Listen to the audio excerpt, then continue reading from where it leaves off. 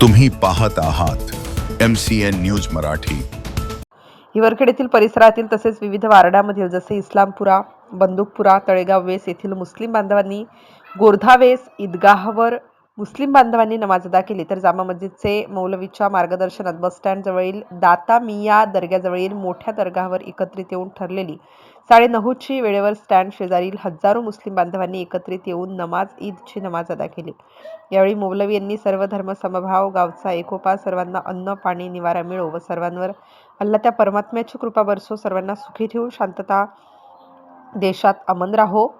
देशात शांतता अमन राहो व सर्वांना मौलवींनी अल्लाहची आराधना केली। म्हणजे नाम सुमिरणाद्वारे परमेश्वराला नेहमी जिभेवर ठेवा, अल्लाह सबका भला करेगा। तसेच महिनाभर चाललेल्या उपवासाचे धान्य धारणेचे महत्त्व मौलवींनी पटवून सांगितले। त्यानंतर नमाज अदा केली। नमाजनंतर मुस्लिम बांधव मोठ्या हर्षोल्लासाने एकमेकांना आलिंगन देत ईदच्या शुभेच्छा देत होते। तर ईदच्या पवित्र भूमीवर हिवरखेडचे ठाणेदार गजानन राठोड यांच्या मार्गदर्शनात दुय्यम ठाणेदार गोपाल गिलबिले, गणेश सोळंके, प्रकाश मडावी, गणेश साबळे, धीरज साबळे, प्रफुल्ल पवार, आकाश गजभार, गृहरक्षक दलाचे हेड गोपाल परनाटे, नितीन शर्मा, संजय खिरोडकर चोख पोलीस बंदोबस्त लावून होते। जमीरभाई पठाण, पोलीस पाटील प्रकाश गावंडे, पत्रकार प्रदीप पाटील, हिफाजत खां, किशोर वासेकर, शाहरुख लाला, पत्रकार अर्जुन खिरोडकर इत्यादींसह राजकीय लोकांनी एकमेकांना ईदच्या शुभेच्छा दिल्या।